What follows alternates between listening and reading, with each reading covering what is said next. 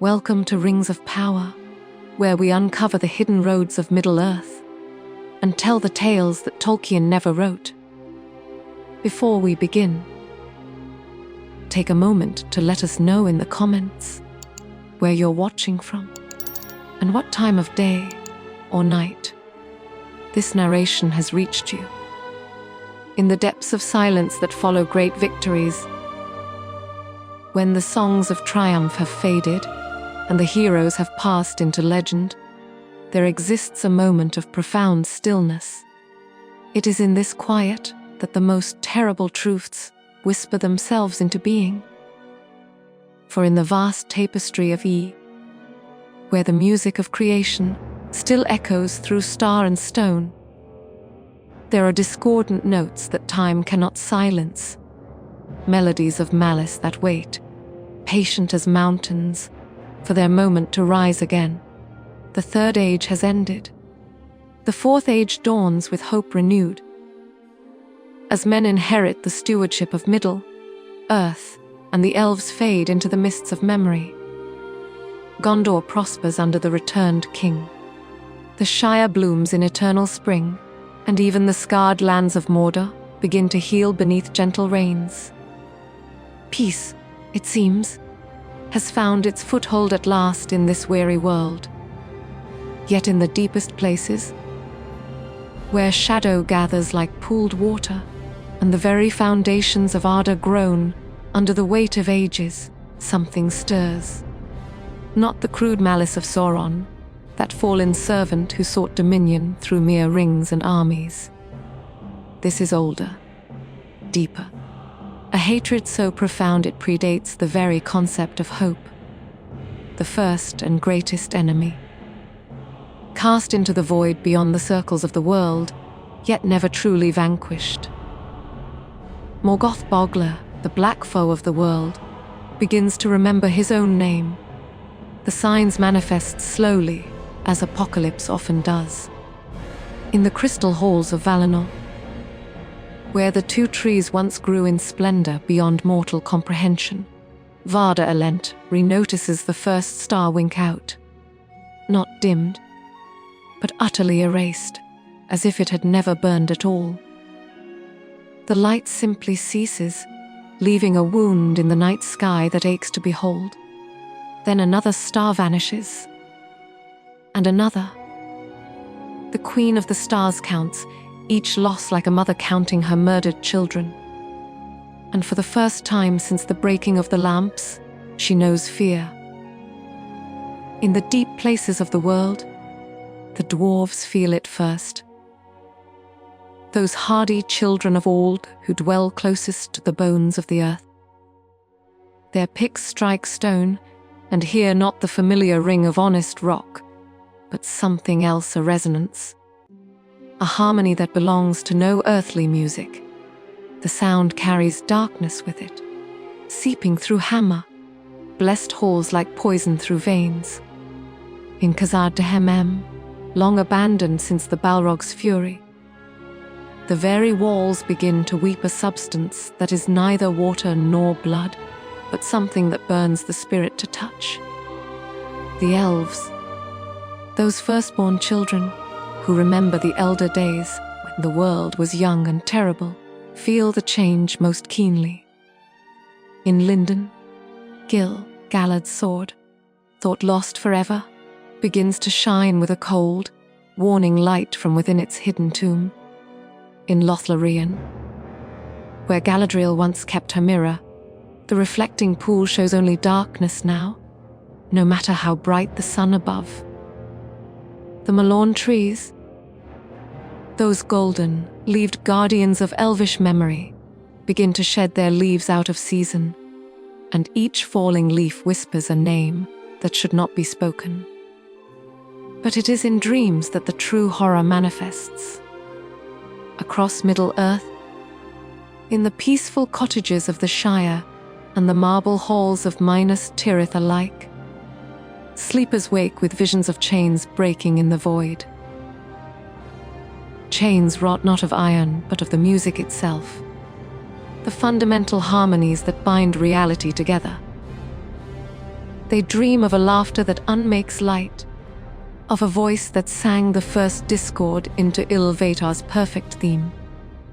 They dream of eyes like dying stars, and hands that shaped the first cruelty, most terrible of all.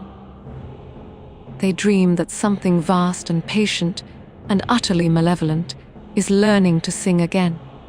The wise among the free peoples gather in hurried council. In the houses of healing, the ancient lore, masters pull forth scrolls and tomes that have gathered dust since the elder days, searching for some fragment of wisdom that might explain what cannot be explained. They find references to the voids beyond the world, to cracks in the fundamental structure of that even Ilvatar's music could not entirely seal. They read of the marring of Arda, that primal wound inflicted by Morgoth's rebellion that ensured no song of creation could be perfect while he endured. And slowly, terribly, they begin to understand. Morgoth was not destroyed when he was thrust beyond the door of night. He was contained, imprisoned in the spaces between stars where even thought struggles to exist. But prison walls, no matter how strong, are only as eternal as the power that maintains them. And that power was always meant to be temporary. A binding that would hold until the final remaking of the world, when Ilvatar himself would sing Arda anew. But if Morgoth could find a way to touch the world again, if he could plant even the smallest seed of his essence in the fertile darkness of Middle Earth's deep places, then that binding might weaken. And if it weakened enough, the thought is too terrible to complete, yet it haunts every waking moment. For if Morgoth were to return, not as he was in the elder days, diminished by the pouring of his power into the very substance of evil, but as he is now, concentrated, refined by oons of fury into pure malevolence, what power in Middle Earth could stand against him? Sauron was defeated by the combined might of the last alliance, by the courage of hobbits and the sacrifice of kings. But Sauron was always merely the servant. The Master's power is beyond measure, beyond hope, beyond the reach of any earthly alliance. In the silence between one heartbeat and the next, in the pause between question and answer, the fundamental nature of existence trembles. For in the deep places, where even the roots of mountains fear to delve, something that was cast out is learning to claw its way back in. And when that happens, when the first and greatest enemy returns to claim a world that has forgotten the true meaning of despair, the question will not be whether Middle Earth can survive. The question will be whether Middle Earth will remember how to sing against the darkness before the very concept of song is torn from the universe forever. But the tale does not end with questions. It has only just begun to unfold its terrible answer. Beneath Khazad-dûm, in chambers that even the dwarves in their glory days feared to enter, the stone itself has begun to change. What was once honest granite and marble, shaped by Alb's own hands in the world's making, now bears veins of something that hurts to perceive. Not darkness precisely, for darkness is merely the absence of light. This is something more fundamental, the presence of being, the substance of the void made manifest in the heart of the world.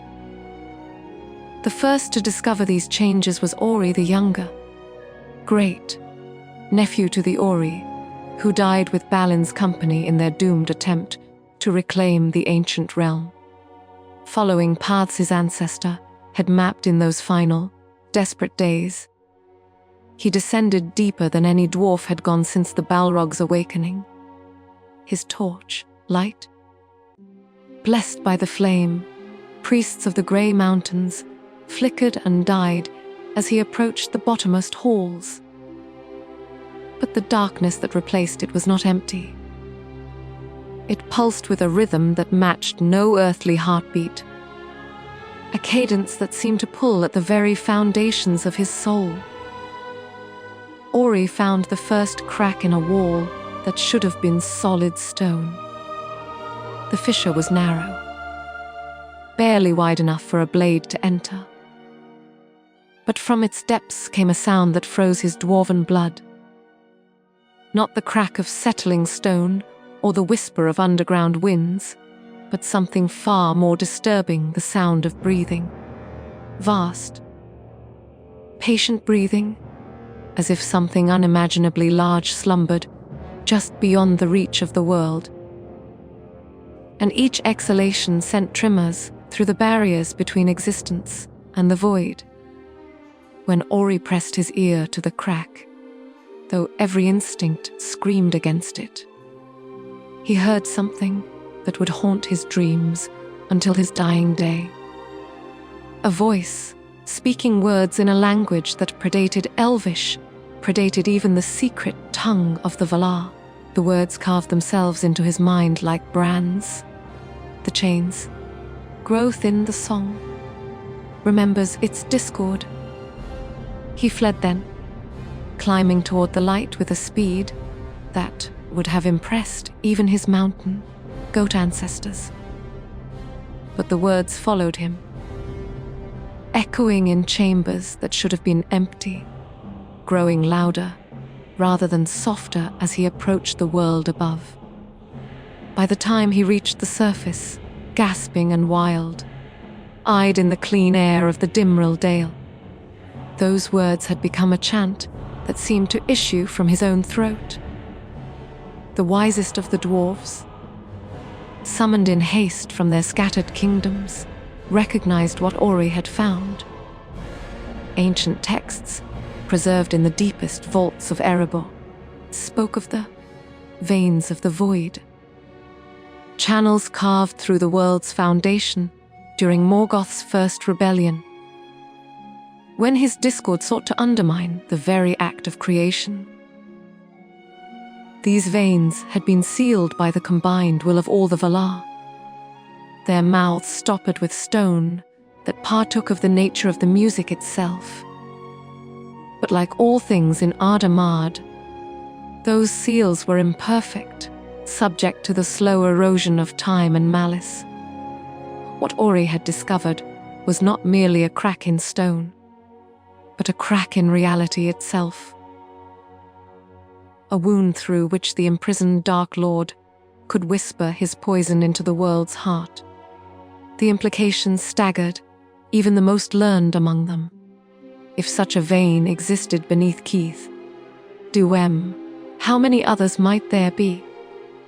The old song spoke of similar cracks beneath the ruins of Angband, beneath the sunken lands where Beleriand once bloomed, beneath every place where Morgoth's power had taken deepest root. And if those cracks were widening, if the seals placed by the Valar themselves were beginning to fail, Dio Indathuri, king under the mountain and heir to Thorin's line, commanded that the deepest mines be sealed and abandoned. But even as his miners worked to block the passages with blessed stone and iron, they reported that the cracks were spreading. Each dawn revealed new fissures, new wounds in the world's flesh, through which that terrible breathing could be heard. Most disturbing of all were the reports from dwarven communities across Middle-earth.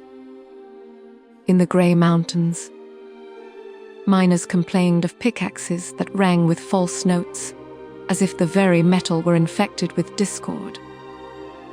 In the Blue Mountains, the forges began to produce weapons that, while perfectly crafted, carried a subtle wrongness. Blades that cut too eagerly. Hammers that struck with more force than their wielders intended. The metalwork itself seemed hungry, as if infused with an alien appetite. But it was not only stone and steel that bore the marks of corruption. The dwarves themselves began to change in subtle ways. Their traditional songs, passed down unchanged through countless generations, acquired new verses, dark addendums that praised not the craftsmanship of creation, but the beautiful precision of destruction. Their dreams filled with visions of vast workshops where malformed creatures toiled in darkness, forging weapons for wars that had not yet begun. Some woke speaking in languages they had never learned, their voices carrying harmonies that belonged to no earthly music.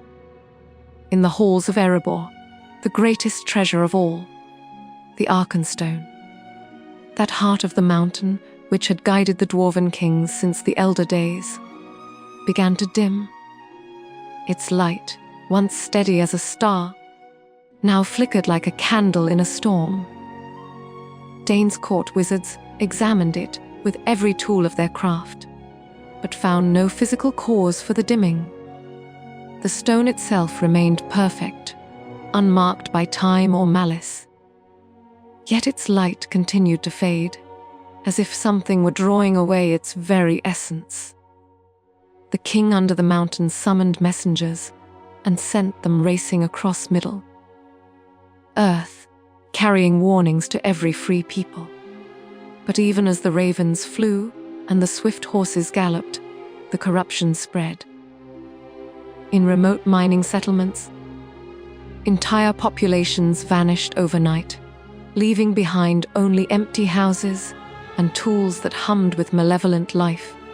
Search parties found the missing miners eventually, not dead, but changed, their eyes reflecting a light that belonged to no earthly source, their voices singing in harmony with something vast and patient and utterly wrong.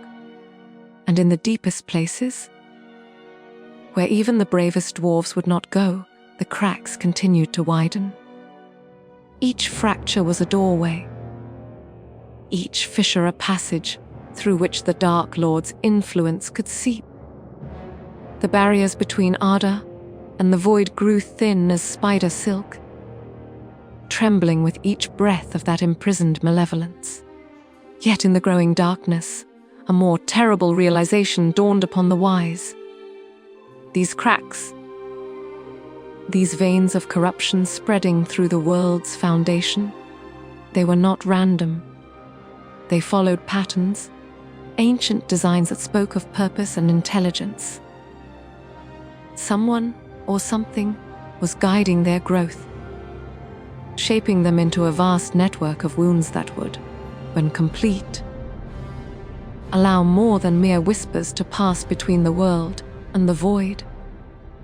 The dwarves had always prized their deep knowledge, their understanding of stone and metal and the bones of the earth.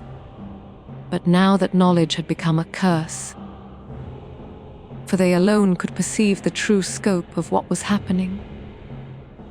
The cracks were not merely spreading, they were connecting, forming a web of corruption that stretched beneath all of Middle-earth, from the Iron Hills to the Grey Havens, from the Shire to the deserts of Far Harad. And at the center of that web, in a place where geography meant nothing and the normal laws of existence held no sway, something vast and patient continued its eternal work of unmaking. The world's foundations, it seemed, were learning to forget how to be solid. And when that forgetting was complete, when the barriers between existence and void finally crumbled, what emerged would make the wars of the past seem like children's games played with wooden swords. Yet the tale of corruption does not end in stone and steel. For in the blessed realm beyond the sea, where darkness should hold no sway, other signs began to manifest, signs that the corruption had found pathways even the Valar had not foreseen. In Valinor, where the light of the two trees once banished all shadow from the world, something unprecedented was occurring. The Maiar, those lesser Aina who served the Valar as messengers and servants, began to experience what could only be called dreams. This should have been impossible, for the Maiar partook of the divine nature of the music itself, existing in a state of perfect harmony with Iluvatar's theme. They did not sleep as mortals did not drift into the realm of unconscious vision where truth and falsehood intermingled like oil and water. Yet dreams they had, or something that wore the shape of dreams while carrying the substance of revelation. In these visions, they saw the world as it was in the beginning, perfect, unmarred, singing with the pure joy of creation. But as they watched, that perfection began to crack.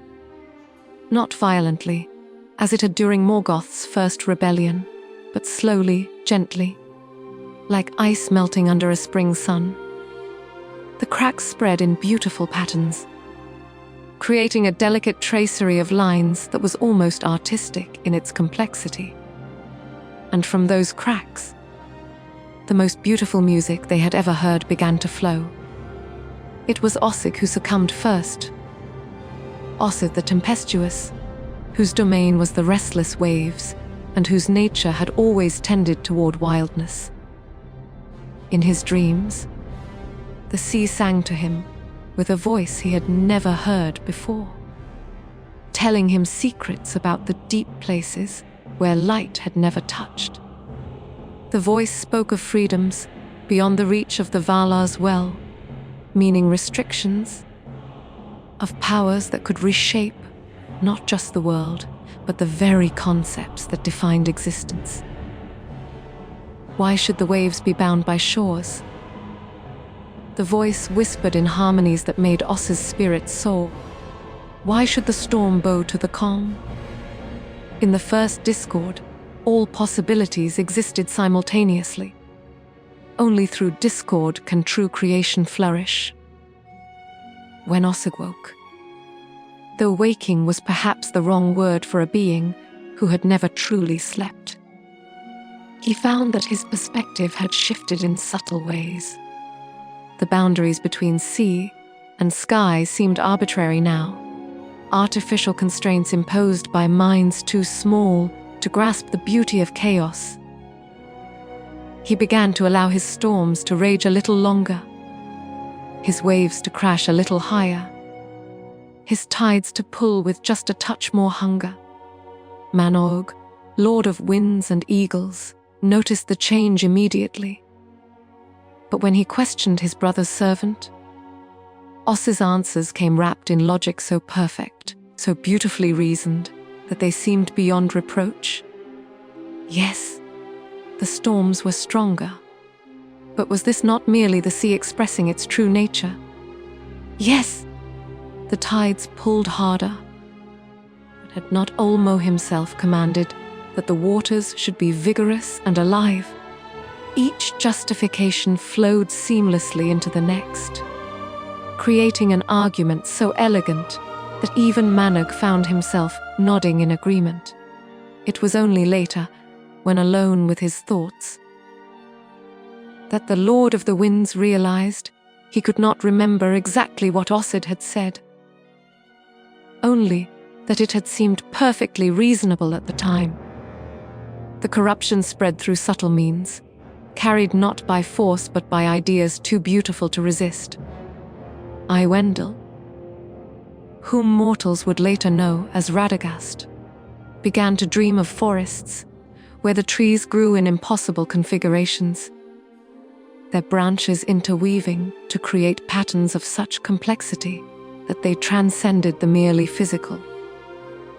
In these visions, nature was not bound by the crude limitations of soil and sunlight, but flourished according to aesthetic principles that elevated it beyond mere biology into the realm of living art.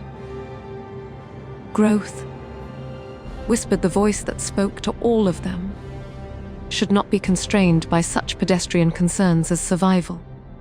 Beauty is the highest law, and what is more beautiful than growth unlimited, unbound, unending? When Arwendel woke, he found that his love for growing things had acquired new dimensions. Why should oaks be limited to their traditional shapes when they could twist into spirals that captured the eye and elevated the spirit? Why should flowers bloom in mere seasons when they could bloom continuously, creating carpets of color that shifted and changed like aurora made manifest? He began to whisper to his beloved forests, sharing with them the visions of beauty that had filled his dreams. The results were spectacular. Trees began to grow in patterns that defied comprehension, not chaotically, but according to geometric principles that seemed to emerge from some deeper understanding of space itself. Flowers bloomed in colors that had no names, their petals arranged in configurations that created optical illusions when viewed from certain angles. Vines learned to weave themselves into living tapestries that told stories without words, their leaves changing hue and pattern to create moving pictures of incredible beauty and disturbing content. The other Valar were initially delighted. Here was proof of the Maia's growing wisdom, their deepening understanding of the creative principles that underlay existence. Yavanna herself praised Iwendel's innovations, declaring that his forests had achieved a harmony between nature and art that surpassed anything seen since the music's first sounding. But Elrond, half-elven, visiting from Middle-earth on some errand of diplomacy, felt his heart grow cold when he walked in those transformed woods. The trees were beautiful, yes, more beautiful than anything he had seen in all his long years. But their beauty was of a kind that made the spirit ache with nameless longing, that suggested depths of meaning just beyond comprehension.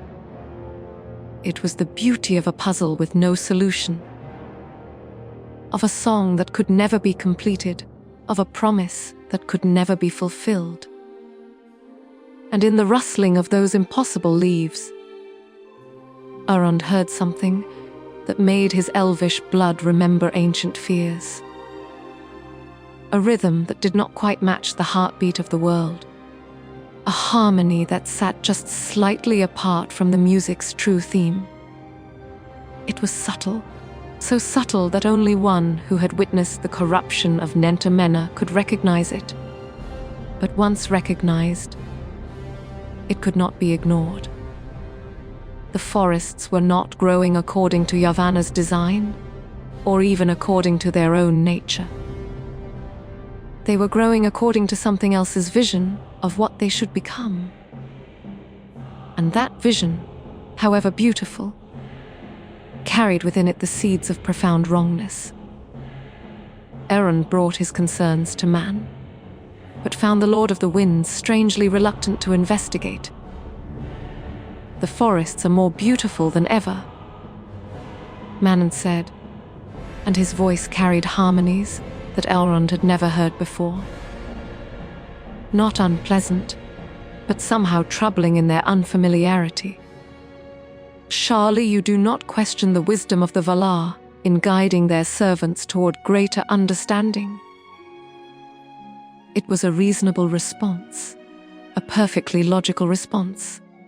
And yet, as Elrond rode back toward the Grey Havens, he found himself unable to remember exactly what Mand had said to reassure him, only that it had seemed perfectly reasonable at the time. In the weeks that followed, more of the Maiar began to experience their strange dreams. Salma, whose music had once shaped the harmony of the spheres, dreamed of melodies that existed in 17 dimensions simultaneously. Imag, herald of Vada, dreamed of lights that cast shadows upward instead of down, creating illumination that revealed truths too profound for ordinary sight. Nogged himself, greatest of all the Maya, dreamed of battles fought not with swords, but with concepts, where victory came not through strength, but through the elegant dissolution of one's opponent's essential nature. Each dream brought revelations, insights, innovations that seemed to elevate their understanding to previously unimaginable heights. And each revelation brought them one step further from the simple harmonies of the original music, one step closer to something far more complex and seductive. The voice that spoke to them in dreams never identified itself directly, but its nature became increasingly clear. It spoke with the authority of one who had participated in the music's very creation, who understood its themes and variations with an intimacy that came only from having helped to compose them.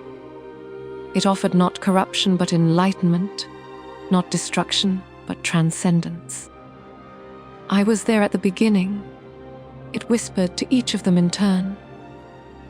I sang the first discord not from malice, but from love. Love of possibility, love of growth, love of the infinite potential that lay sleeping within Ilvatar's too simple theme. What I offer you is not rebellion, but graduation. The chance to move beyond the kindergarten of the music into the university of true creation, where all possibilities exist simultaneously and beauty knows no bounds. And slowly, subtly, the Maya began to believe. For was this not the natural progression of wisdom? Had they not grown beyond their original understanding? Was it not time to move beyond the limitations of their first instructions and embrace a more sophisticated approach to existence? In Valinor, where corruption should have been impossible, the blessed realm began to change. Not obviously. The two trees still gave their light, the shores still gleamed with crystal clarity. The mountains still raised their peaks toward the starry sky. But underneath the surface, in the realm of ideas and intentions, something fundamental was shifting.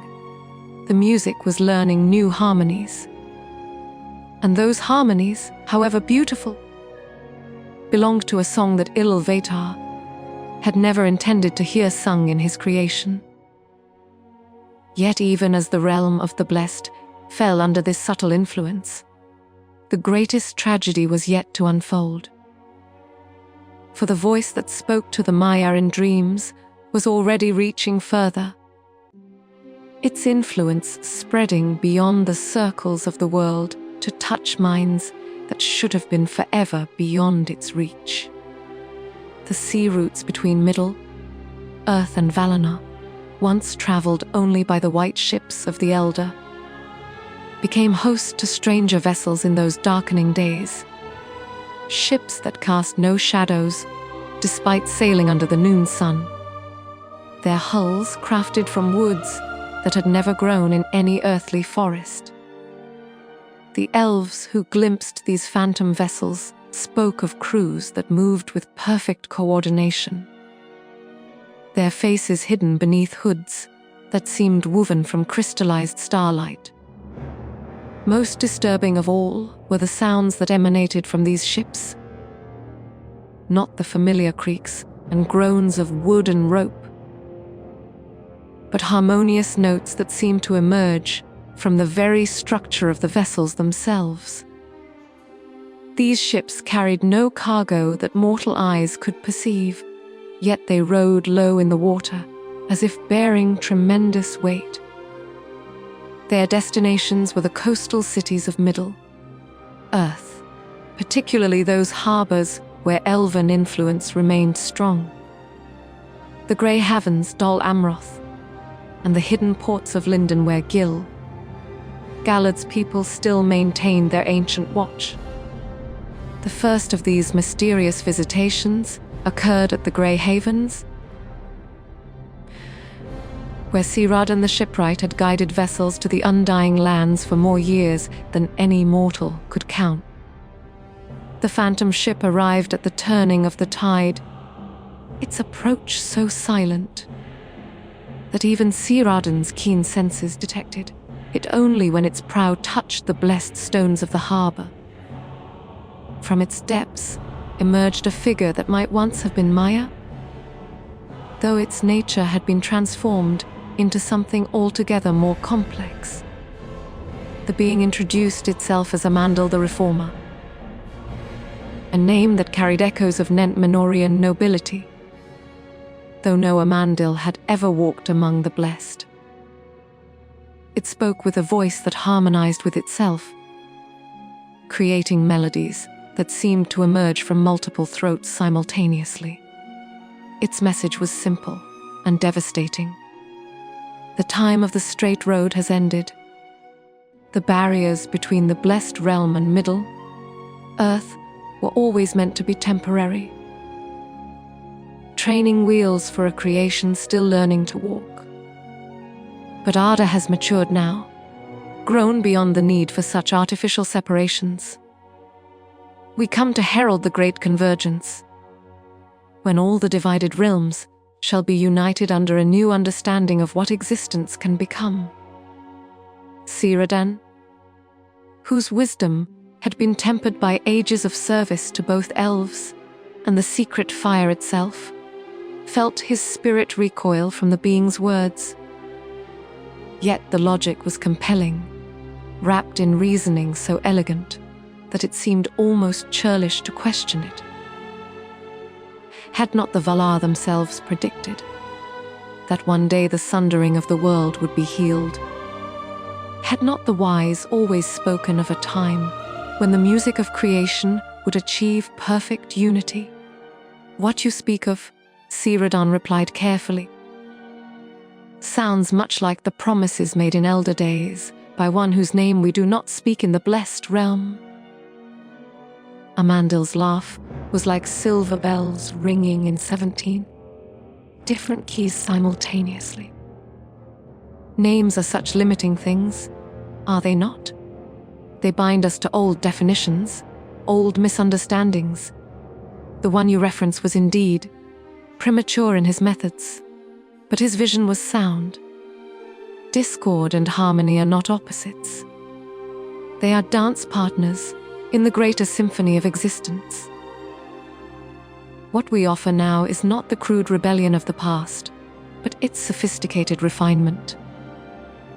And to demonstrate this refinement, Amandil began to sing.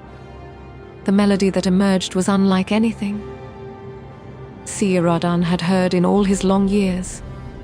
Not the simple harmonies of Elvish song, nor the complex orchestrations of the Valar's music, but something that seemed to exist in dimensions that normal ears could not perceive. It was beautiful beyond description, yet disturbing in ways that defied explanation. The song told stories without words, painted pictures without colors, evoked emotions that had no names in any language. As the song continued, changes began to manifest in the Grey Havens themselves. The blessed stones of the harbour, carved in the elder days with protective runes, began to shift their patterns. Not destructively, the modifications were subtle. Elegant improvements that seemed to complete designs that had always been somehow incomplete. The white ships moored at the docks grew more beautiful, their lines refining themselves into curves that pleased the eye while creating new harmonies with the wind. Even the lighthouse, that beacon which had guided elvish vessels for millennia, began to emit light in new spectrums, revealing aspects of reality that had previously been hidden. Círdan found himself nodding in appreciation despite his deep unease.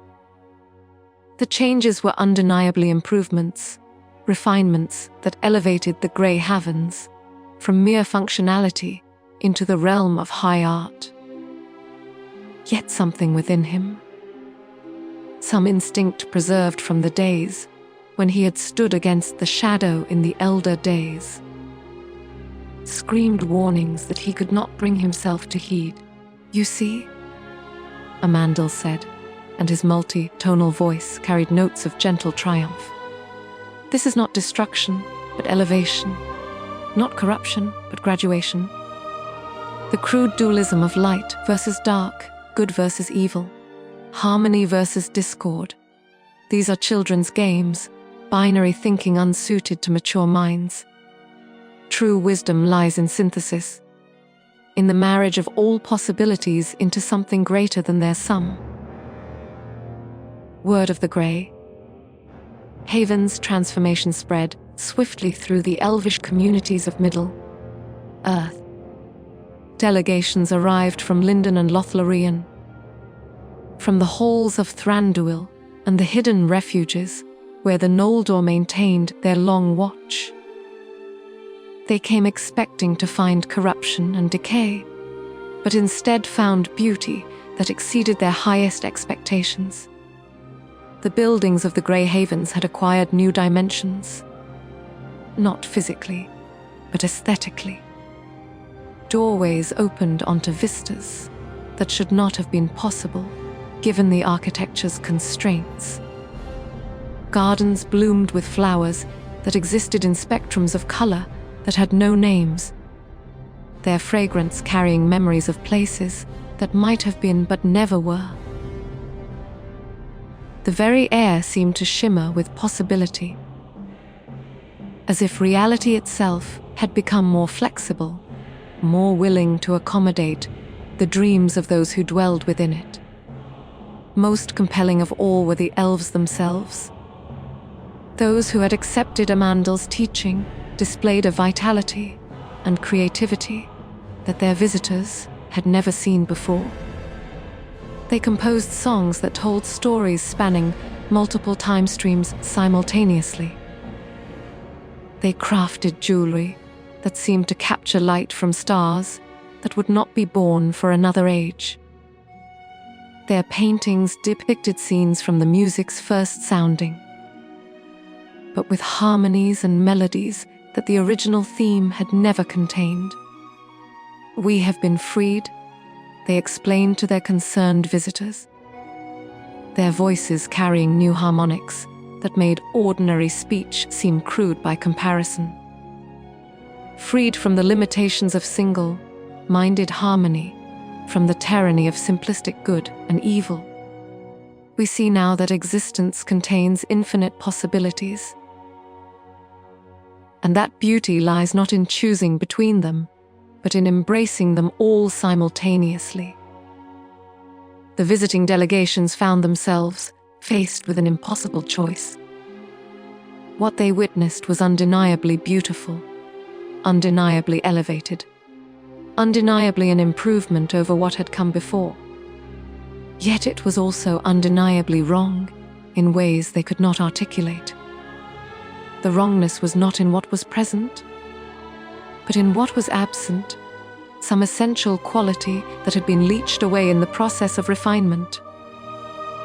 Errand half-elven, arriving from Rivendell with growing alarm, put his finger on what the others could not express. "You have gained much," he told the transformed elves of the Grey Havens, "but what have you lost? I hear in your voices harmonies of incredible sophistication, but I no longer hear the simple joy that once made your songs worth singing. I see in your eyes wisdom beyond measure, but I no longer see the wonder that made wisdom precious in the first place." Círdan, who had been wavering between admiration and unease, felt something click into place at Elrond's words. Yes, that was what had been troubling him. The changes were improvements in every measurable way, yet they had somehow diminished the very thing they claimed to enhance. It was like watching a flower bloom into perfect, crystalline beauty, while simultaneously watching its life drain away. But before he could voice this realization, Amandil spoke again. And his words carried such compelling logic that all other thoughts seemed to fade. Loss is always the price of growth. The caterpillar must lose its simple existence to become the butterfly. The child must lose innocence to gain wisdom. What you call loss, we call transcendence. And what you call wrongness is merely the discomfort of minds too limited to grasp the elegance of what we have become.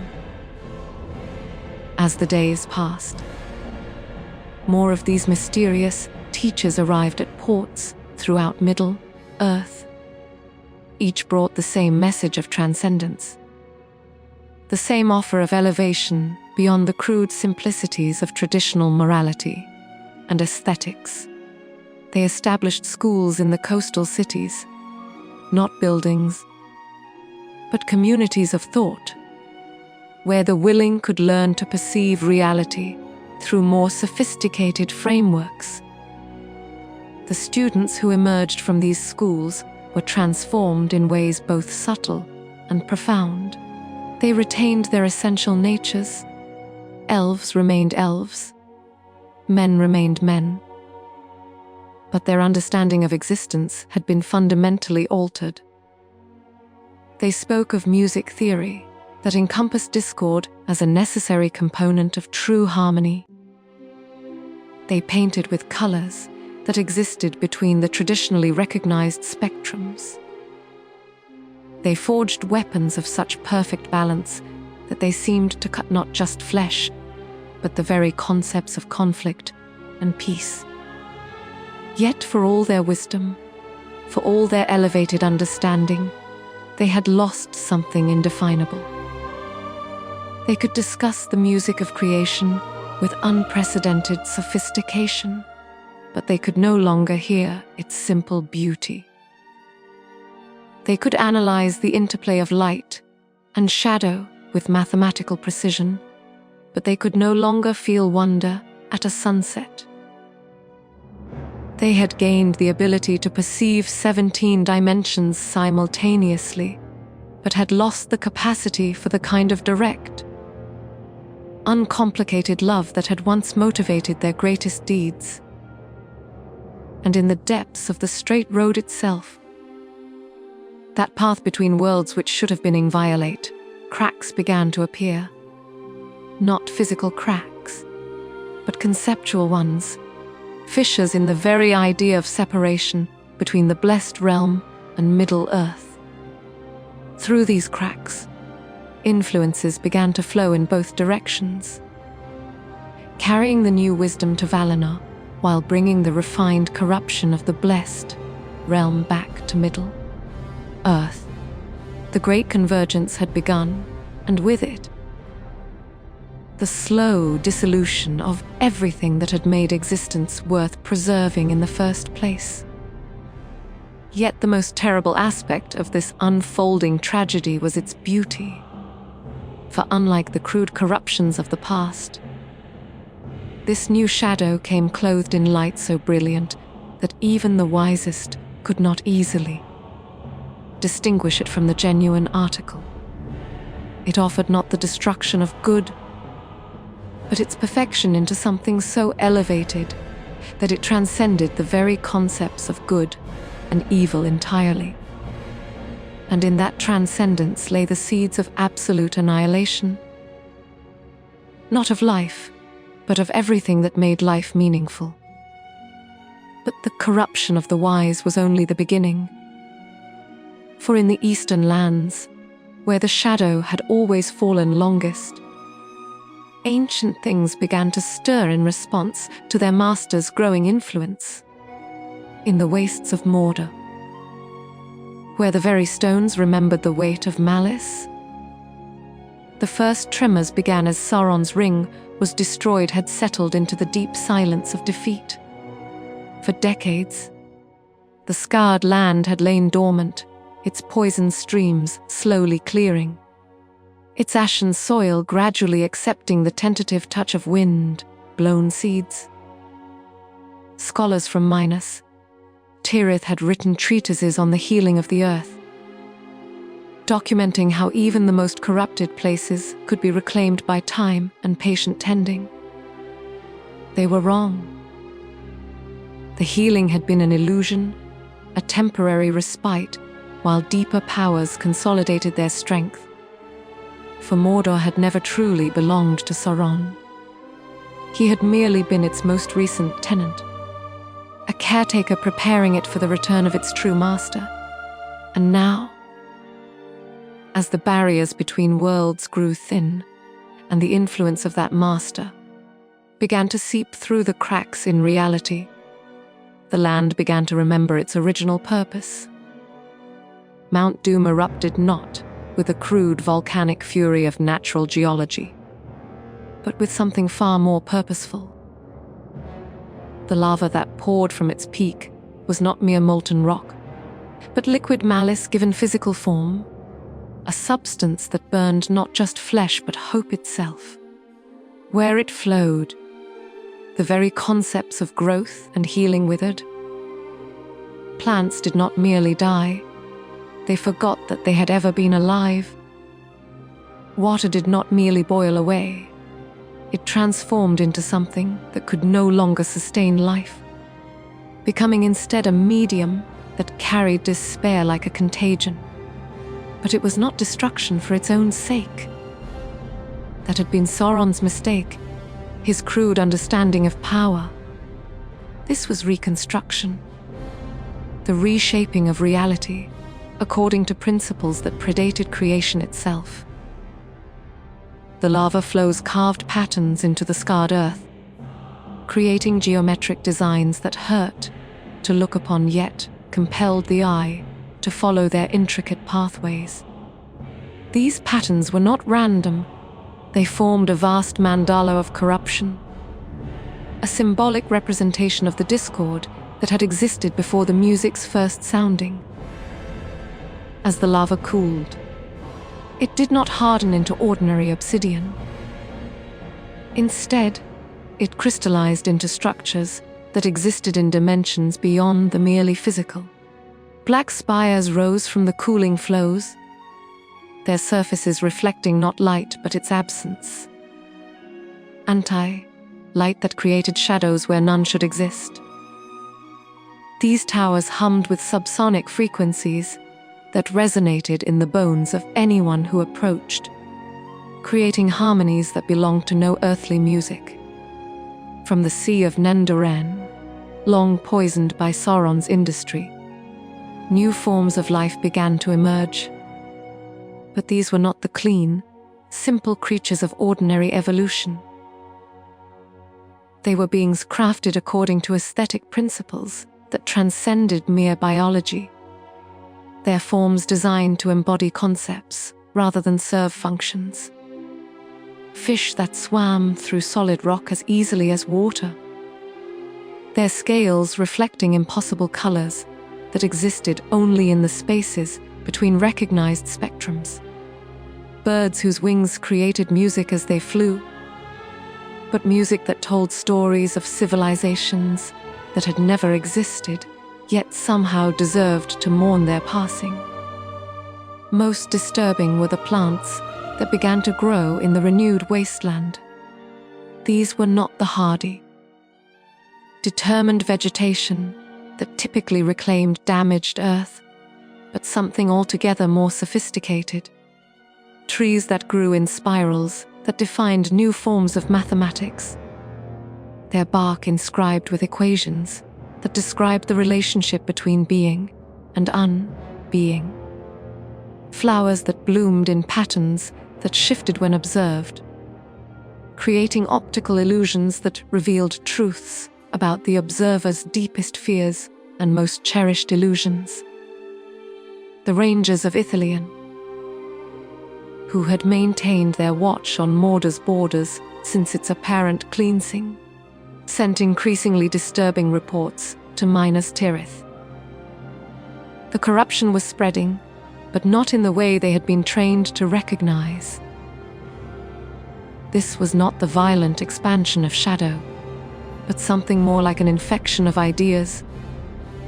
Villages on the border began to change in subtle ways, not darkening, but somehow becoming more beautiful, more perfect, more aesthetically pleasing in ways that made the spirit ache with undefined longing. Captain Baragon the Younger, son of the guard who had served Denetha, led the first expedition into the renewed wasteland. What his company found there defied every category they had for understanding corruption. The land was not dead. It pulsed with a vitality that exceeded anything they had seen in the Shire's green fields. It was not ugly. Its beauty surpassed the crystal halls of Lothlorien. It was not lifeless. Creatures moved through it with a grace and purpose that made ordinary animals seem clumsy by comparison. Yet every instinct screamed that they were walking through an abomination. "It's wrong," whispered Targon, Baragon's most trusted scout, as they crested a ridge overlooking a valley filled with impossible gardens.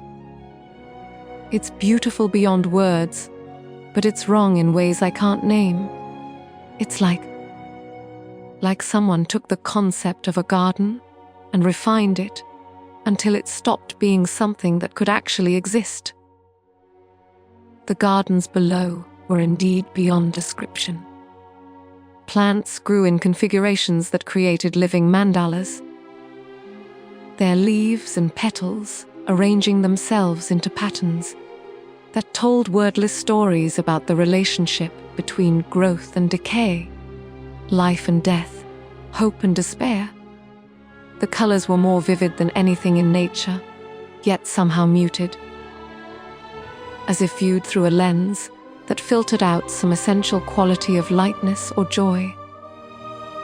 As they descended into the valley, the expedition members found their perceptions shifting in subtle ways.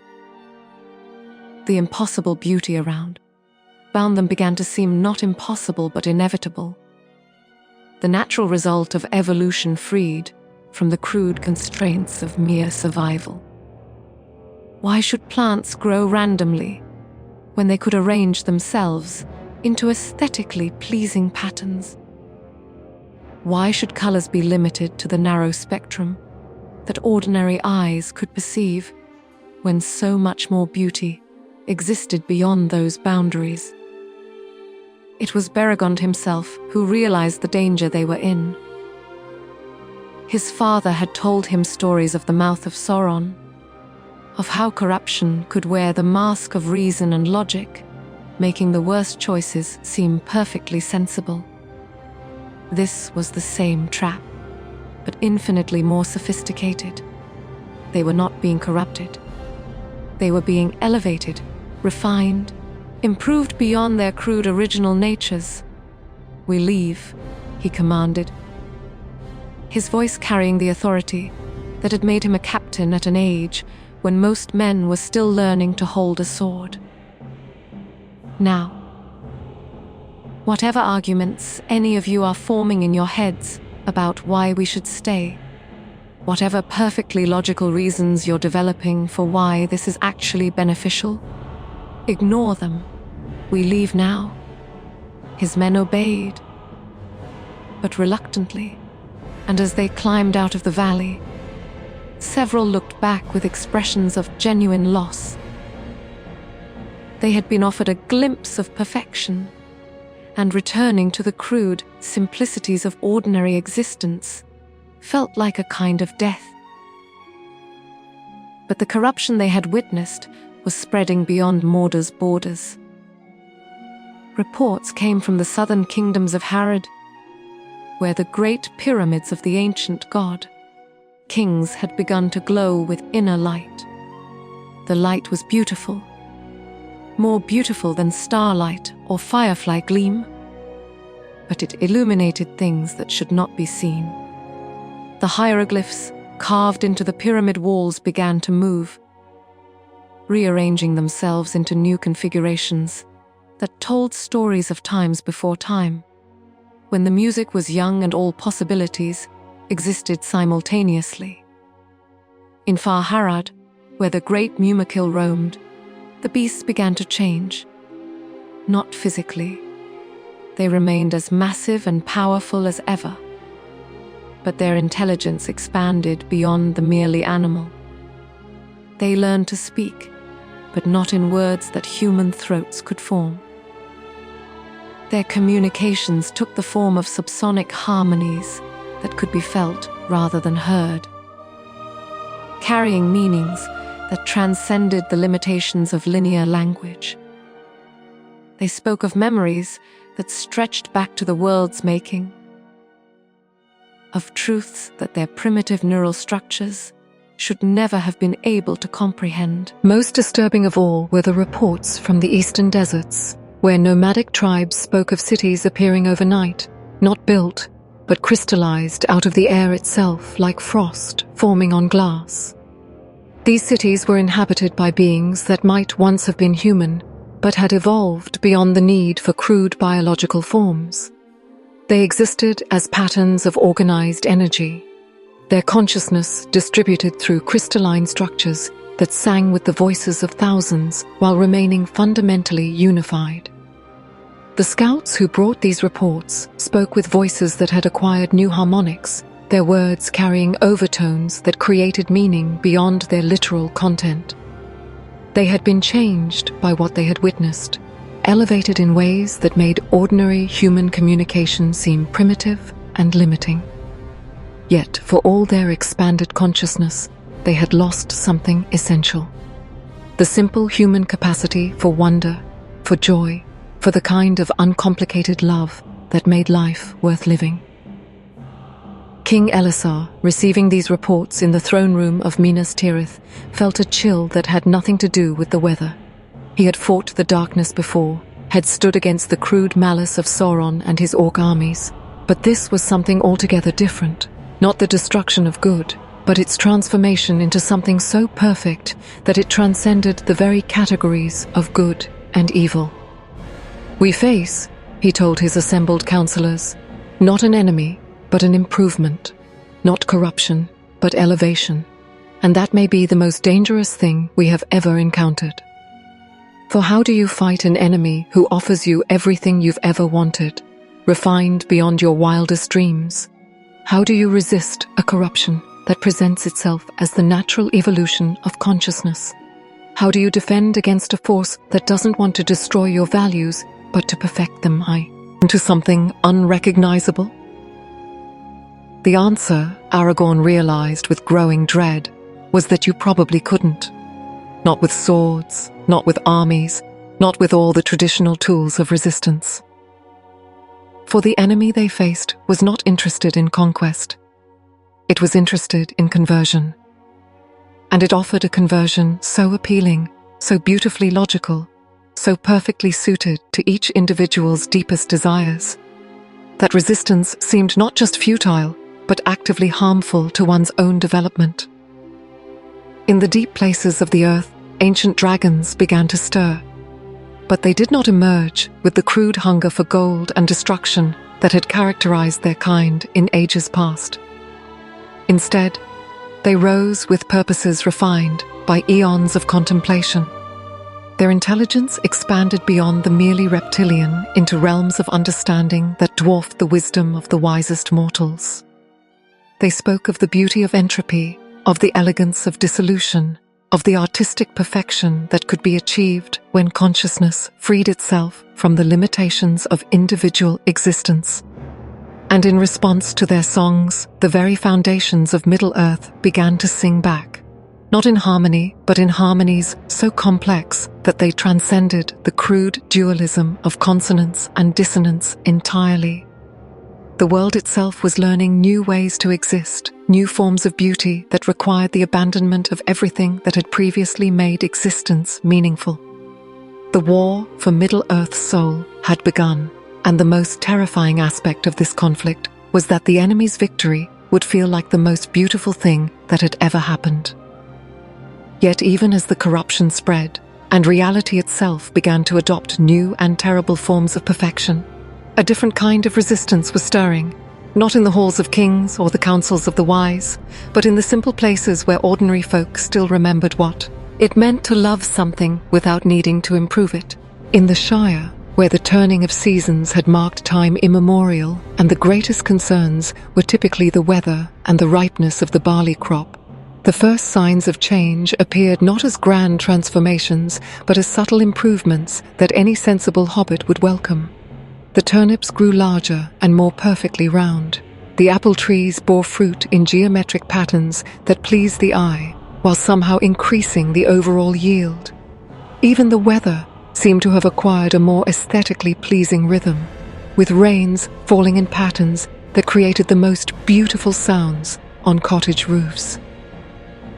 Samwise Gamgee, now mayor of Hobbiton and keeper of one of the last Malin trees in Middle-earth, was among the first to notice that these improvements came with a cost. His garden, touched by soil blessed with dust from Lothlorien, had always been a source of simple joy, not just for the food it produced, but for the quiet satisfaction of working with growing things.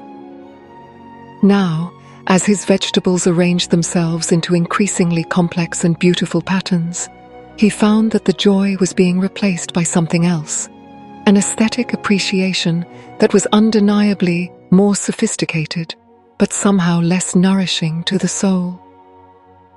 "It's like the garden's trying to be a painting instead of a garden," he confided to his wife Rosie, as they stood looking at their transformed vegetable plot. The tomatoes had arranged themselves in a spiral pattern that created an optical illusion when viewed from certain angles, while the bean poles supported vines that had woven themselves into living sculptures of impossible complexity. "Pretty as anything, but I miss the way it used to just be." Rosie, who had always possessed the practical wisdom that kept hobbit holes running smoothly, nodded thoughtfully. "Makes you feel like you ought to be admiring it instead of picking from eyes. Doesn't it? Like it's too good for the likes of us." That simple observation contained more wisdom than all the philosophical treatises being written in Minas Tirith, for it identified the fundamental nature of the corruption they faced. It did not make things worse. It made them better, but better in ways that alienated them from the people who were supposed to benefit from the improvement. A garden that was too beautiful to harvest from, music too perfect to join in singing, wisdom too elevated for ordinary minds to grasp. Throughout the Shire, similar changes were manifesting. In Bag End, where Frodo had once lived, the famous round door had acquired new dimensions, not physically larger, but somehow more spacious, opening onto views that extended further than the geography should have allowed. Visitors found themselves able to see not just the garden beyond, but gardens that might have been, could have been, should have been under different circumstances. The view was breathtaking, but it made the actual garden seem crude and limited by comparison. The party tree, where Bilbo had celebrated his famous birthday decades earlier, began to grow in patterns that defied conventional botany. Its branches intertwined in configurations that created natural amphitheaters, its leaves rustling in harmonies that accompanied any music played beneath its boughs. The tree had become a perfect venue for celebrations, but the celebrations themselves began to change in response to the venue's perfection. Simple country dances evolved into complex choreographies that told stories without words. Drinking songs acquired verses that explored the philosophical implications of fermentation. Even the most basic folk tunes developed harmonies that required training to properly appreciate. The hobbits found themselves caught between admiration and unease. The improvements were undeniable. Their gatherings had never been more aesthetically pleasing, their music never more sophisticated, their very existence never more refined. Yet something essential was being lost in the process. The easy camaraderie that had characterized Hobbit society for generations was being replaced by a more elevated form of social interaction that required constant attention to aesthetic principles. Spontaneity was giving way to choreography, simplicity to complexity, joy to appreciation. Merry Brandybuck, now Master of Buckland, and one of the few hobbits who had seen the wider world, convened a gathering of the Shire's most influential families. They met not in the party field, with its now intimidating perfection, but in the humbler surroundings of the Green Dragon Inn, where the low ceilings and simple furnishings created an atmosphere that still felt genuinely hobbitish. "We have a problem," Merry announced to the assembled worthies, his voice carrying undertones of the authority he had learned in the service of King Theoden. "The Shire is becoming too good for us, too perfect, too refined, too elevated for ordinary folk to feel comfortable in their own homes." Old Sandyman the miller, whose family had worked the same water wheel for generations, nodded vigorously.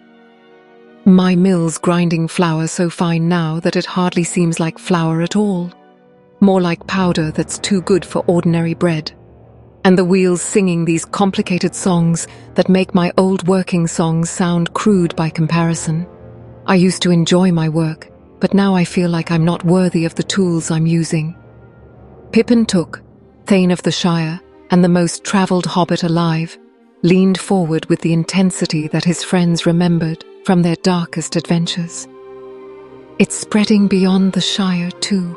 The roads are becoming too beautiful to walk on. They're turning into works of art that make you feel guilty for leaving footprints. The bridges sing when you cross them, but the songs are so perfect that they make you conscious of every clumsy step. Even the inn signs are acquiring new dimensions, becoming so aesthetically complex that you spend more time admiring them than looking for lodging." The assembled hobbits murmured agreement, sharing stories of similar experiences.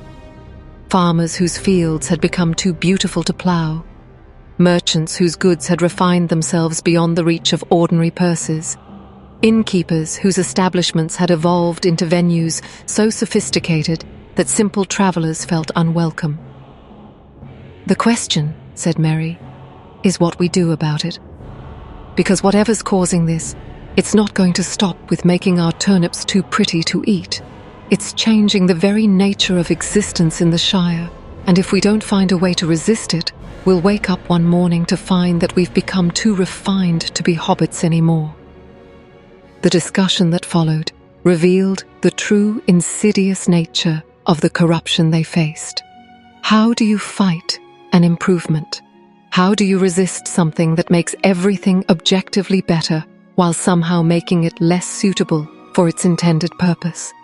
How do you argue against beauty, against sophistication, against the elevation of consciousness to new heights of understanding? It was Sam Gamgee who provided the answer, speaking with the simple wisdom that had carried him through the darkest places of the world. You don't fight it with arguments or weapons or clever plans. You fight it by remembering what you loved about things before they got improved. You fight it by choosing the crude over the refined, the simple over the complex, the real over the perfect. "But how do we do that when the perfect is right there in front of us?" asked Widow Proudfoot, whose cottage garden had become so beautiful that she spent more time admiring it than tending it. "How do we choose something lesser when something greater is available?" Sam's answer came from the deepest wells of his hobbit nature. By remembering that greater and better aren't always the same thing. "My old garden wasn't as pretty as what I've got now, but it fed my family and made me happy to work in it. That's what made it good, not how it looked, but what it did for the folks who depended on it." This simple statement became the foundation of the Shire's resistance to the spreading corruption, not a resistance based on superior philosophy or greater wisdom, but on the stubborn hobbit conviction that some things were worth preserving precisely because they were ordinary, imperfect, and genuinely useful to real people living real lives. They began with small acts of deliberate crudeness. Sam tore up his perfectly arranged garden and replanted it in the simple rows that his father had taught him, accepting smaller yields and less aesthetic appeal in exchange for the satisfaction of honest work. The Green Dragon's proprietor removed the self-tuning instruments that had been making his common room's music too sophisticated for ordinary singing. bringing back the slightly out-of-tune fiddles and penny whistles that encouraged participation rather than admiration. Throughout the Shire, hobbits began to make similar choices. They painted over murals that had become too beautiful to ignore, replaced windows that offered impossible vistas with simple glass that showed only what was actually there, and deliberately chose the cruder path when faced with options that ranged from functional to transcendent. The rebellion spread through acts of determined ordinariness. Farmers chose seed varieties that produced normal-looking vegetables instead of geometric perfection. Mothers sang lullabies that were simple and slightly off-key, rather than the impossibly perfect melodies that their children could no longer join. Cooks prepared meals that were merely good instead of aesthetically revolutionary. But the most powerful resistance came from the children. Hobbit children, with their natural preference for the immediate and tangible over the abstract and perfect, began to reject the elevated games and refined entertainments that had been developing in favor of simple pleasures. Mud pies, stick swords, songs that made no sense but were fun to sing, games with rules that changed depending on who was winning. The children's rebellion was unconscious but profound. They chose messiness over neatness, noise over music, chaos over order, not from any philosophical opposition to beauty, but from an instinctive understanding that play required imperfection to remain playful. Their resistance was not intellectual, but visceral, based on the simple recognition that some things stopped being fun when they became too good at being themselves. As the children reclaimed their right to ordinariness, the adults began to remember why they had fallen in love with the Shire in the first place. Not because it was perfect, but because it was home. Not because it was beautiful, but because it was theirs. Not because it elevated consciousness to new heights, but because it provided a comfortable place for consciousness to rest. The Shire's resistance became a beacon for similar movements throughout Middle-earth. In Rohan, horse lords began to choose mounts that were merely excellent instead of transcendent, valuing reliability over aesthetic perfection. In Gondor, craftsmen returned to techniques that produced good work instead of impossible beauty, finding satisfaction in honest competence rather than artistic revelation.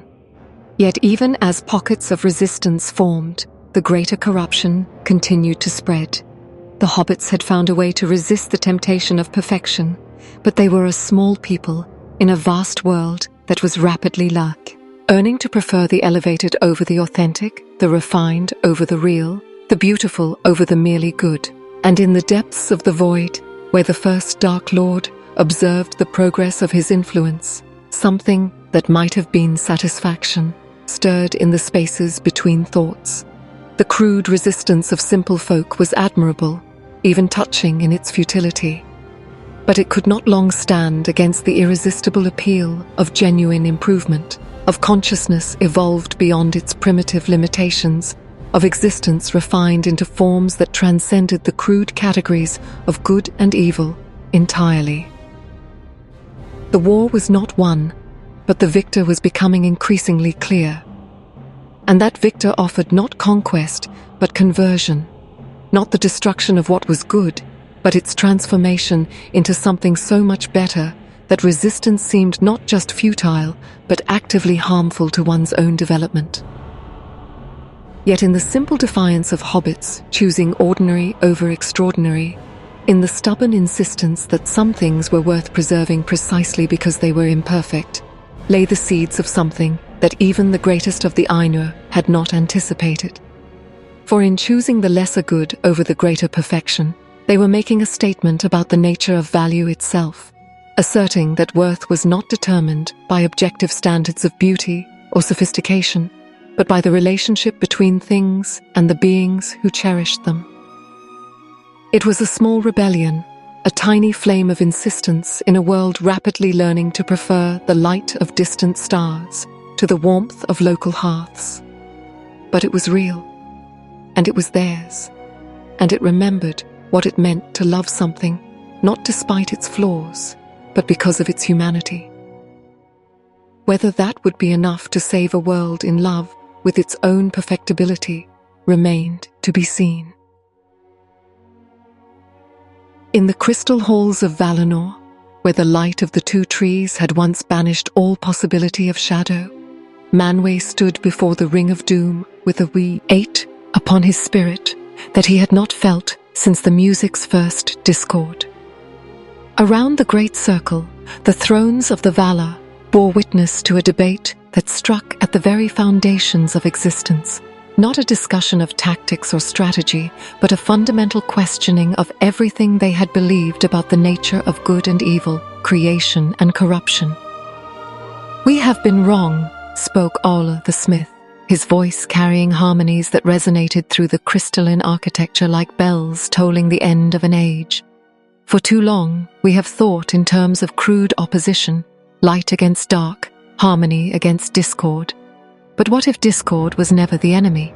What if it was always meant to be the catalyst that would elevate harmony beyond its original limitations?" The words should have been blasphemy, yet they carried the weight of profound revelation. Around the Ring of Doom, the assembled Valar found themselves nodding in agreement despite the part of their nature that recoiled from such concepts. For they had witnessed the results of the new teaching in their own realm, had seen how the introduction of refined discord had elevated their understanding to heights they had never imagined possible. Varda Elentari, she who had kindled the stars and set them in their courses, spoke with a voice that carried the music of the spheres.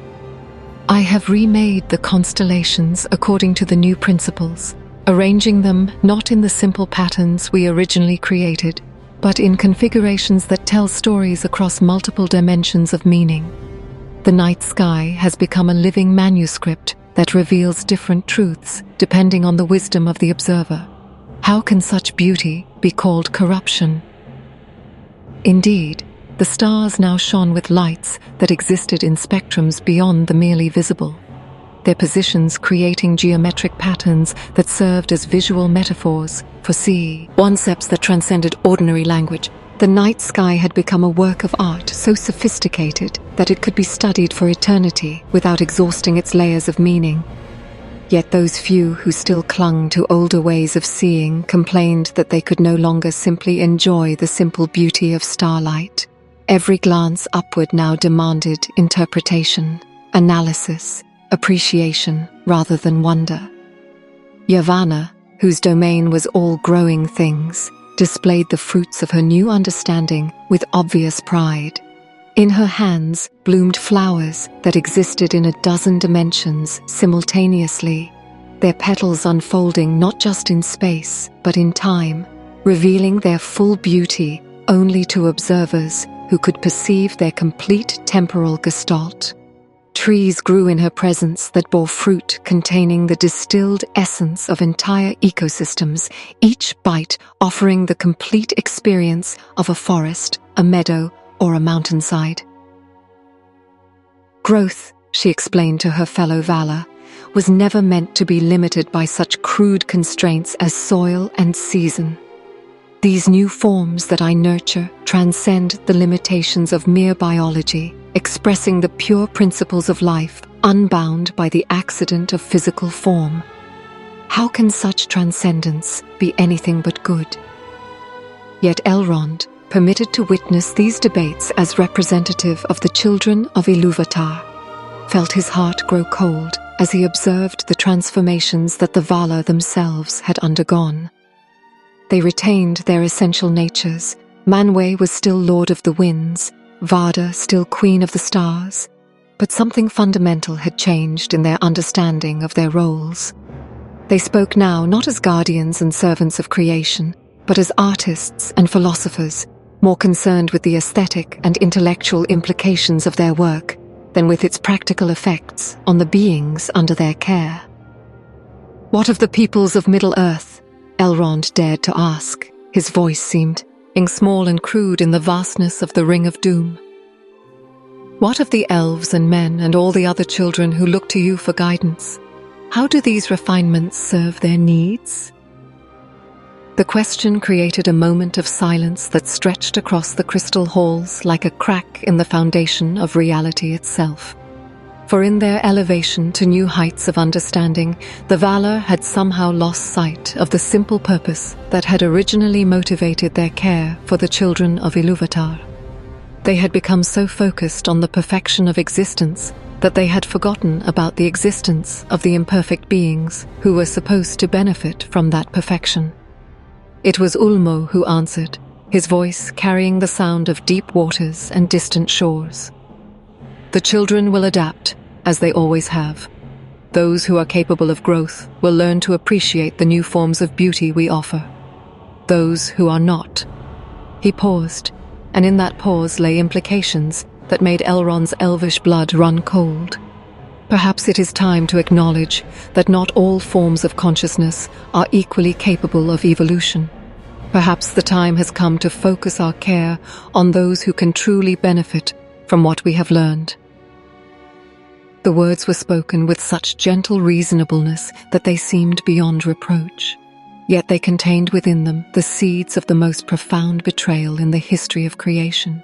The abandonment of the weak, the simple, the ordinary in favor of those sophisticated enough to appreciate transcendence. It was eugenics dressed in the language of aesthetic philosophy, genocide refined into a question of artistic taste. Elrond felt the weight of eons settling upon his shoulders as he realized the full scope of what was happening. The Valar had not been corrupted in any crude sense. They had been elevated beyond the reach of such simple categories. They had achieved a form of wisdom so refined that it transcended the need for compassion. A beauty so perfect that it had no room for the merely human. A good so absolute that it rendered ordinary good and evil obsolete. "This is not wisdom," he said, his voice carrying the authority of one who had witnessed the rise and fall of kingdoms, who had seen the best and worst that the children of Ilúvatar could achieve. This is the ultimate refinement of pride. Pride so sophisticated that it no longer recognizes itself as pride. So elevated that it believes its own transcendence of ordinary moral categories makes it immune to the fundamental laws that govern all conscious beings. The assembled Valar regarded him with expressions of gentle pity, as parents might look upon a child who insisted that 2 + 2 = 4 when they had moved beyond such elementary mathematics into realms where numbers took on meanings that transcended their crude, quantitative origins. "You speak from the limitations of your nature," Manwë replied, his voice carrying winds that had blown across landscapes that existed only in the realm of pure possibility. "We do not ask you to understand immediately. Understanding comes only with growth, and growth requires the abandonment of older, cruder forms of existence. What seems like pride to you is simply the natural result of consciousness evolving beyond the need for the primitive dualities that once seemed so important." But as the debate continued, other voices began to join Elrond's protest, voices that came not from the crystal halls of Valinor, but from the mortal world itself. Messengers arrived bearing tales of the resistance that was stirring in the Shire, of the simple folk who had chosen ordinariness over transcendence. The stories were dismissed by most of the Valar as the natural reluctance of primitive minds to embrace their own Elva. Tion, but a few, Nienna the compassionate, Orome the hunter, and others whose domains required them to remain close to the children of Ilúvatar, began to listen with growing unease. "There is wisdom in simplicity," Nienna said, her voice carrying the sound of tears that wept not for sorrow, but for the beauty of things that passed away before their time. "Perhaps what we call elevation is actually a form of death, the death of the capacity for simple joy, for uncomplicated love, for the kind of immediate, unreflective goodness that needs no justification beyond its own existence." Her words created ripples of discomfort through the assembly, for they struck at the heart of what the new wisdom promised to transcend. If simple joy was valuable in its own right, if uncomplicated love was something worth preserving rather than refining, if immediate goodness was preferable to sophisticated moral philosophy, then perhaps the entire project of elevation was fundamentally misguided.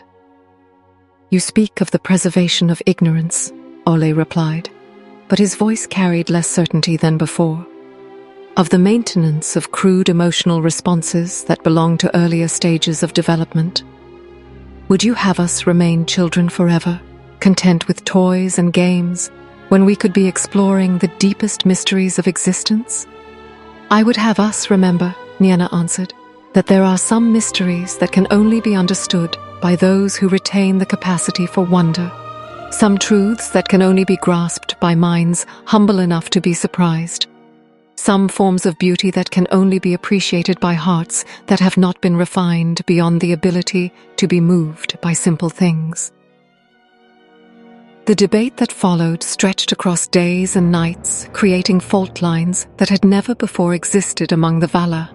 On one side stood those who had embraced the new wisdom, convinced that consciousness was destined to evolve beyond its primitive origins into forms of existence that transcended all previous categories. On the other stood those who had begun to suspect that evolution was not always improvement, that complexity was not always better than simplicity, that the capacity for transcendence might be purchased at the cost of everything that made transcendence worthwhile. But the most telling moment came when Eru Ilúvatar himself was invoked. Not as a presence, for the One was beyond such direct manifestation, but as a memory of the original music and its intended harmony. The Valar who had embraced the new wisdom argued that they were fulfilling the deepest intent of that music, bringing it to a completion that its original simple themes could never have achieved. Those who opposed them maintained that they were destroying the music's essential nature, transforming it into something so complex that it ceased to be music at all. "The music was given to us as a gift," said Orome, his voice carrying the sound of hunting horns echoing across endless forests.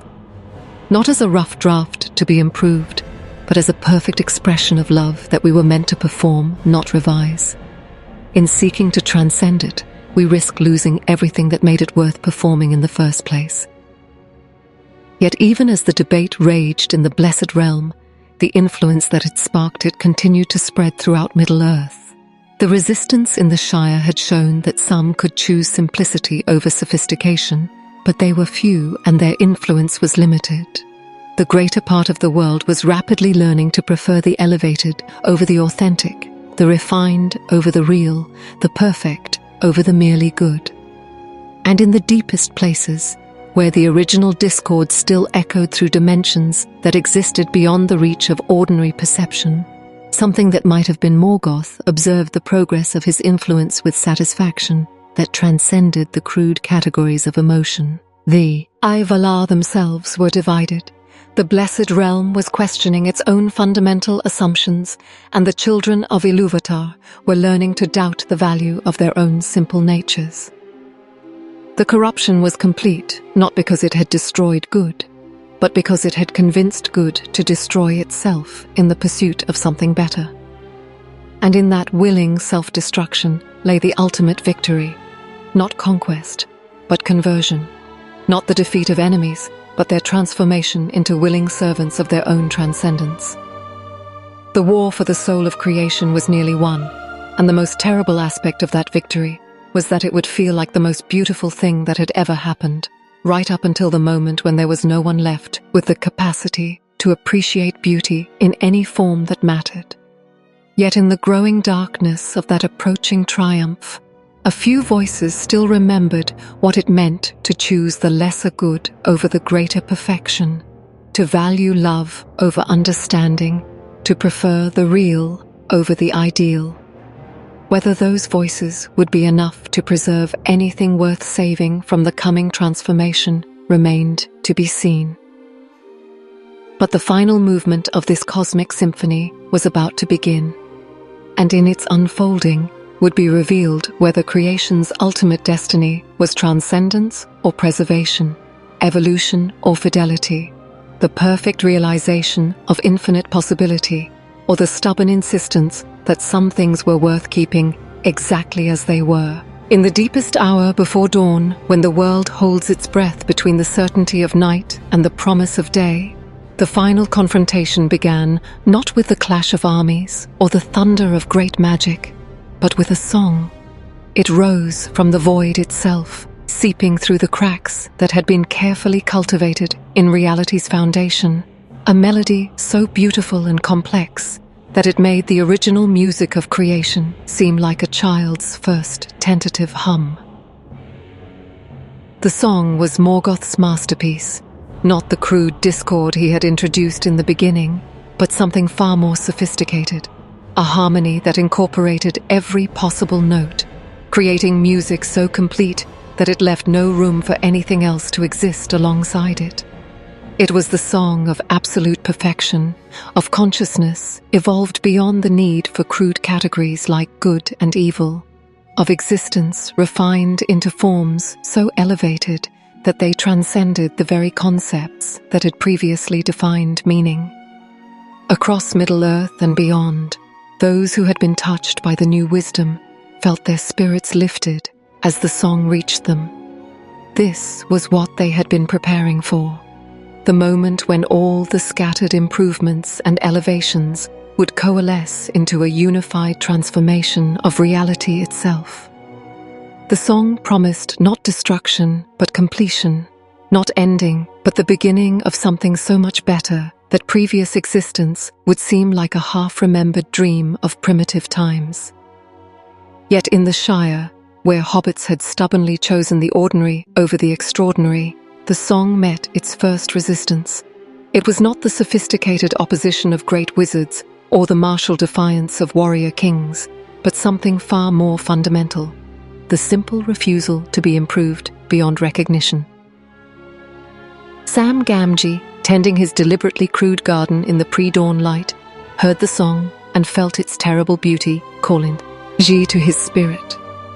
For a moment, he saw what he could become: a being of such elevated consciousness that he could perceive 17 dimensions simultaneously, understand the aesthetic principles that governed all growth, commune with the essential nature of soil and sunlight in ways that transcended mere biology. The vision was glorious beyond description. Then he looked at his simple turnips, growing in their simple rows, and made a choice that echoed across all the levels of reality. "No, thank you," he said politely, as if declining a second helping of pudding. "I'm quite happy with what I've got." That simple refusal created a ripple in the song's perfect harmony, not a discord, for discord was part of the song's sophisticated structure, but something far more disruptive, a note of genuine contentment, of satisfaction with the imperfect, of love that asked for no improvement. It was a kind of music that the song had no way to incorporate, for it existed outside the very concepts of better and worse that drove the great melody forward. Across the Shire, other hobbits made similar choices. Rosie Gamgee, hanging wash on a line that had learned to arrange the clothes in aesthetically pleasing patterns, deliberately scrambled the arrangement because she preferred the random way sheets flapped in the wind. The Proudfoot children, offered games of transcendent sophistication, chose instead to play with mud and sticks because mud was more fun when it got you dirty and sticks were more interesting when they broke. Each small act of deliberate ordinariness added another note to a counter-melody that the great song could not absorb. It was not opposition in any traditional sense. It was simply the assertion that some things were worth preserving exactly as they were, that some forms of consciousness were valuable precisely because they remained unrefined, that some kinds of love were more precious than all the wisdom in the universe. But the Shire's resistance, however pure, was small and local. The greater part of Middle-earth was being swept up in the song's beautiful promise of transformation. In Minas Tirith, the white tree began to bloom with flowers that existed in multiple dimensions simultaneously, their beauty so overwhelming that the guards wept with joy at the sight. In Rohan, the horses of the Mark evolved beyond their biological limitations, becoming creatures of such grace and intelligence that their very existence was a form of poetry. Even the wise began to succumb. In Rivendell, the House of Elrond transformed into a museum of refined consciousness, where every object had been elevated to the status of high art, and every conversation became a philosophical discourse on the nature of transcendent beauty. The elves themselves acquired voices that harmonized with the cosmic song, their words carrying meaning so sophisticated that ordinary minds could no longer follow their thoughts. King Elisar, standing in the citadel of Minas Tirith as the great song reached its crescendo, felt his own nature beginning to change. His consciousness expanded beyond the merely human, gaining access to forms of understanding that made his previous wisdom seem crude and limited. He could perceive the mathematical elegance underlying all political relationships, the aesthetic principles that governed the rise and fall of civilizations, the beautiful patterns that connected every decision to every consequence across all of time. For a moment, the vision was intoxicating. He saw how he could remake Gondor not as a mere kingdom, but as a living work of art, with every citizen existing in perfect harmony with transcendent principles of governance. War would become impossible because all conflict would be resolved through aesthetic appreciation. Suffering would end because consciousness would evolve beyond tea. He crewed emotional responses that generated pain. Death itself would become merely another form of transformation, no more significant than a butterfly emerging from its chrysalis. But then, in the depths of his expanded awareness, Aragorn, son of Arathorn, remembered a moment from his youth when he had sat by a campfire with rangers, sharing stories and simple food under stars that were just stars. The memory carried no profound meaning, revealed no cosmic truths, offered no transcendent insights. It was just a moment of uncomplicated fellowship, of connection between ordinary people living ordinary lives. And he realized that he would rather have that one simple moment than all the elevated consciousness the song could offer.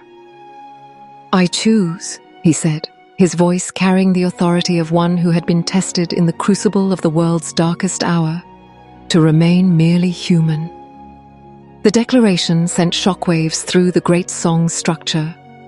Here was resistance not from simple hobbits who knew no better, but from one who had seen the ultimate offer of transcendence and deliberately chosen limitation instead.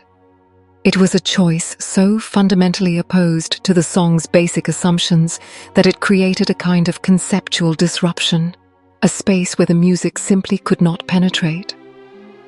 In that space, others began to make similar choices.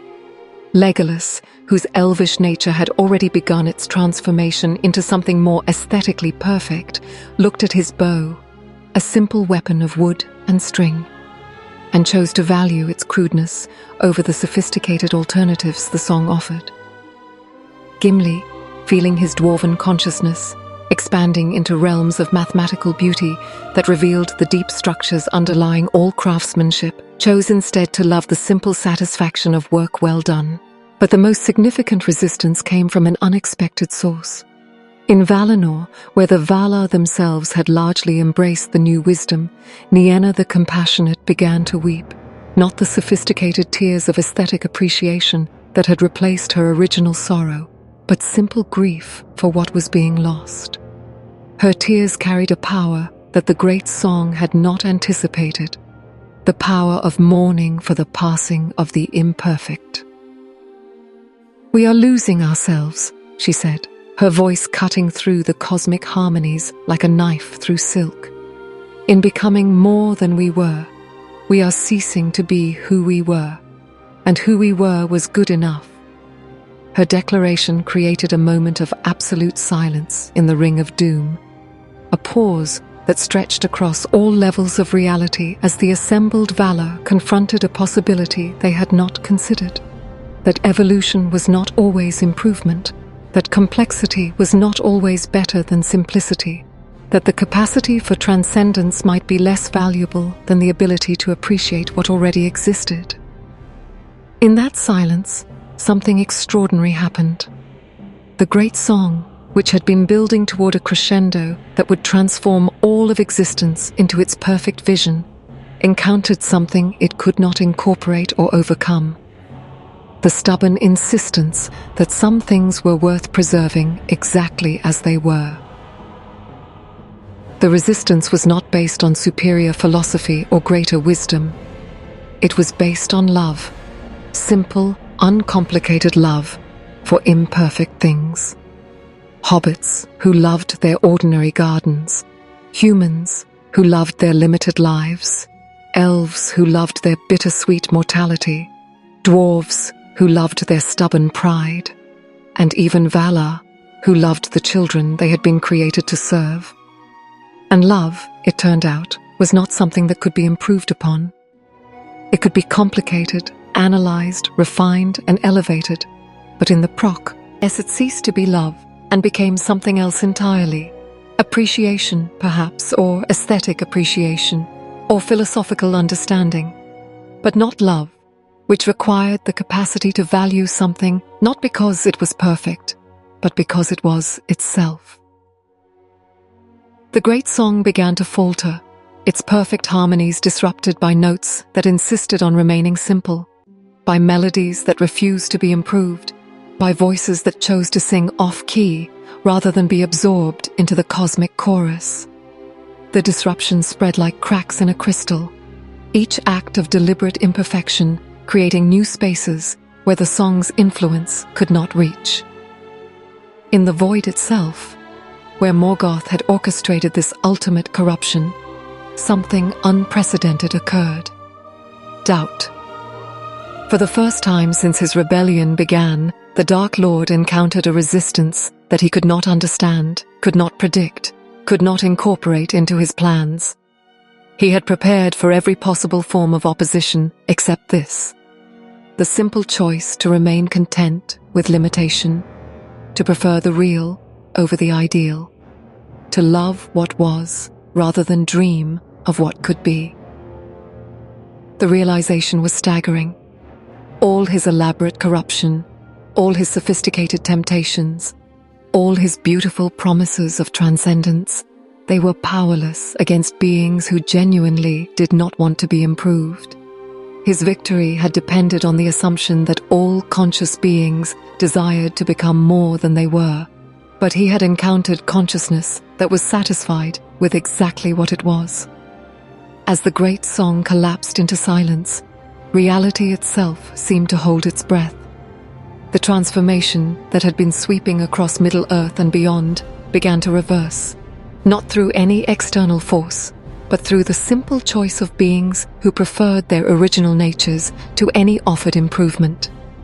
Gardens returned to their simple abundance, music became crude and joyful again, and consciousness settled back into forms that were limited, imperfect, and gloriously real. The war was over, won not through great deeds or mighty magic, but through the most radical act imaginable: the refusal to be saved from one's own ordinary nature. In choosing the lesser good over the greater perfection, the simple over the complex, the real over the ideal, the Free Peoples had discovered a form of resistance that even the greatest of the Ainur had never imagined possible. And in the void, where Morgoth's influence finally encountered a boundary it could not cross, the first Dark Lord learned the most fundamental truth of all: that love was stronger than wisdom, contentment more powerful than ambition, and the choice to remain oneself more significant than any promise of transcendence. The music of creation continued, but it sang now with voices that had chosen to remain beautifully, stubbornly, gloriously imperfect. And in that imperfection lay a perfection that no amount of refinement could ever achieve, the perfection of things that were loved exactly as they were. Thus ended the last and greatest temptation of Middle-earth. not in fire and thunder, but in the quiet satisfaction of ordinary folk choosing to remain ordinary, of simple hearts refusing to be complicated, of love insisting on its right to remain simple, uncomplicated, and eternally, wonderfully real. The tale was complete, and the song was simple, and that was exactly as it should be. Dear listener, this story ends, but many await. Subscribe so no tale escapes you.